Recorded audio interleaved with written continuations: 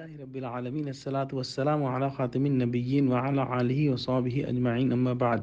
فأعوذ بالله من الشيطان الرجيم بسم الله الرحمن الرحيم قال الله تعالى في سورة البقرة واستعينوا بالصبر والصلاة وإنها لكبيرة إلا على الخاشعين ترجمہ اور مدد چاہو صبر سے اور نماز سے اور البتہ وہ بھاری ہے مگر انہی عاجزوں پر۔ اللہ سبحانہ تعالیٰ نے اس آیت میں حکم فرمایا ہے کہ دو چیزوں سے مدد لو، صبر سے اور نماز سے۔ ہم سب نماز کے بارے میں جانتے ہیں، اس کو کیسے پڑھا جاتا ہے، کہ کیا اوقات ہیں، اس کو جو ہے اس کے کیا فوائد ہیں، بہت ساری چیزیں ہم اس کے بارے میں پڑھ چکے ہیں، لیکن صبر کے بارے میں عام طور پہ ہماری معلومات جو ہے وہ بہت لمیٹڈ، بہت جو ہے وہ مختصر ہوتی ہے۔ سب سے پہلے اس کی اہمیت کو سمجھنے کے لیے ایک آیت آپ سنیے، آیت نمبر 153، اور یہ ہے سورہ بقرہ کی، اسی سورت کی، اور یہی مضمون بالکل ڈسکس ہوا ہے اس میں۔ ذرا دوسری طرح سے سنیے،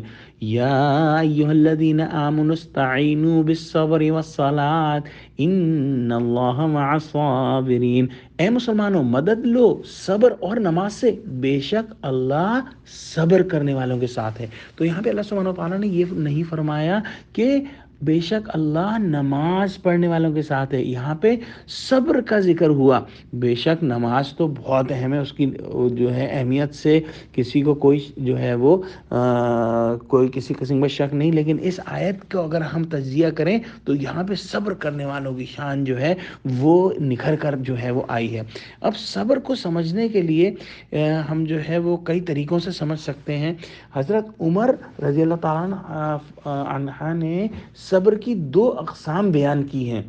ایک کسی مصیبت کے وقت صبر اور دوسری گناہوں کے کرنے سے صبر، اور فرمایا کہ یہ صبر پہلے صبر سے زیادہ اچھا ہے۔ گویا اگر دنیا کے اندر ہم کو جو ہے وہ کوئی مشکل آتی ہے، کوئی پریشانی آتی ہے، کوئی رنج دیتا ہے، کوئی تکلیف دیتا ہے، اسپیشلی اللہ کی راہ میں اگر ہم بات کر رہے ہیں، اللہ کی راہ میں کام کر رہے ہیں، کوئی نیکی کر رہے ہیں، اس میں کوئی آ کے ہم کو بری بات کہہ دیتا ہے، کوئی جو ہے وہ برا طرز عمل ہمارے ساتھ کر دیتا ہے، اس پر صبر جو ہے وہ کرنا جو ہے وہ سمجھ لیں کہ ایک میڈل ہے جو ہمارے جو ہے وہ سینوں پہ جو ہے وہ لگ رہا ہے، اور اس کا اندازہ ہمیں انشاءاللہ آخرت میں ہوگا۔ دوسرا صبر جو یہاں پہ فرمایا حضرت عمر رضی اللہ عنہ نے کہ اگر جو ہے ہمارے سامنے کوئی گناہ آ گیا ہے جس کے ہمارا نفس بہت زور لگا رہا ہے، بہت ہمارا دل چاہ رہا ہے، لیکن اللہ کی محبت اور اللہ کی جو ہے وہ ڈر سے ہم نے وہ گناہ سے اپنے آپ کو بچا لیا، تو گویا ہم نے صبر کیا۔ صبر جو ہے وہ کیا کہتے ہیں عربی زبان کے اندر جو ہے مصبر جو ہے کہا جاتا ہے ایلوا کو، یا ایلو جس کو کہتے ہیں انگریزی میں، جو کہ نہایت کڑوا ہوتا ہے۔ تو گویا نہایت کوئی کڑوا گھونٹ بھر لینا جو ہے اللہ سبحانہ وتعالیٰ کی محبت کے لیے جو ہے اور اس کے ڈر سے وہ صبر ہے۔ اچھا،